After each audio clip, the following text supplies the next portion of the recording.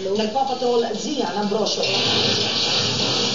Bantay sarado ng SBMA SWAT team ang isang van na naglalaman ng kahong-kahong shabu na nakuha ng passenger mula sa inarkilang sasakyan ni Anton A., isang Filipino-Chinese na may-ari ng shipping company sa SBMA.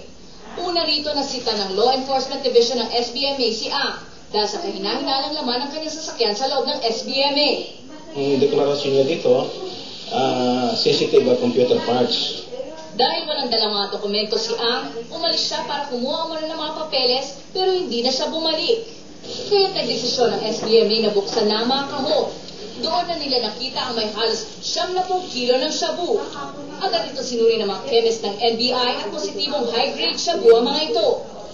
These are chemical tests for the presence of methamphetamine, and it turns out to be positive for methamphetamine. Nadagdagan pa ang mga ito na magsumbong ang mga tauhan ng Subic Dam na may dalawa pang package na naglalaman din ng shabu ang lumutang sa piyer. Aluksa namin kung anong laman ito. Kung tao na patay o ano pang ibang buwan naman. O tumawag kami ng buwan.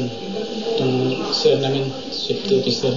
Sa kabuuan, umabot sa 770 kilos ng shabu ang nakumpiska ng PASG at SBMA. Hawak nila ngayon ang driver ng inarkilang sasakyan ni A. Ngayon din ang Filipino-Chinese na si Enrique Ong na may-ari ng garaheng pinarada ng sasakyan ni A. Kaparada lang daw ako sa bodega pakibukas ng pinto. Sinamahan ko lang po yun. Ayon kay PASG Chief Antonio Villar, inaalam na nila ang sindikatong kinabibilangan umano ni A.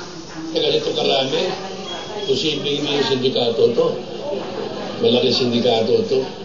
Nagsasagawa na naman ang operasyon ng mga operatiba ng PASG kay Ang, habang hiniling na rin nila sa Bureau of Immigration na mag-issue na ng whole departure order kay Ang at sa mga kasama niya may-ari ng kumpanya.